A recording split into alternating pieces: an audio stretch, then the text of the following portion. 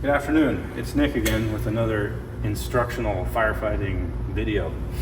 Today we're going to be talking about the Foam Pro control module and how to re-prime the foam pump if it loses a prime. Sometimes after sitting for a long time, these systems will lose a prime in their foam system. If the tank goes empty, we've just replaced the foam, or if it just sat for a long time, you may need to re-prime. Recently we had some issues on engine 21 and 20 where everything looked normal but no foam was flowing, and this was the cause of the problem. So today I'm going to show you how to re-prime the foam pump. It's a little bit involved, so let's go through it step by step. Okay, so what we're looking at here is the foam control module, and this is like the brain of the whole system. Behind it over here is the actual foam pump. And this is what sends foam to the manifold and out to the lines. So the only thing we can really mess with on the control module here is an on-off switch. We don't really need to mess with that. And a simulated flow switch. This is what we want. This switch, when toggled once, will turn the pump on, and this primes the pump again. To turn it off, you'll need to toggle it up and let it go down again. And once you see foam flowing on the ground, you'll know that the pump is primed. Okay, so we know what's going on here with our control module. Our pump is back here. Also, we need to know about this quarter turn switch right here.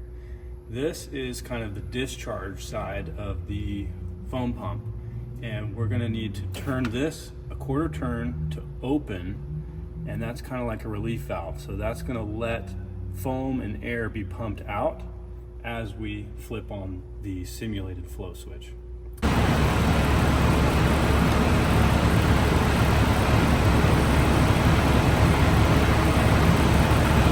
Okay, so step one to prime the foam pump here is to turn the quarter turn valve to open this bleeder line. Step two, we're going to come over to simulated flow button and toggle it up. Down here. Now you can see foam is flowing out of this bleeder line. This is only going to turn off when you toggle the button up again. Now that the system is primed, we can shut this quarter turn valve and we should be good to go. Okay, now that we know what the components look like on the inside, let's walk through the steps as you would with the engine in its normal configuration. Step one, we turned on our Foam Pro system on the other side of the engine.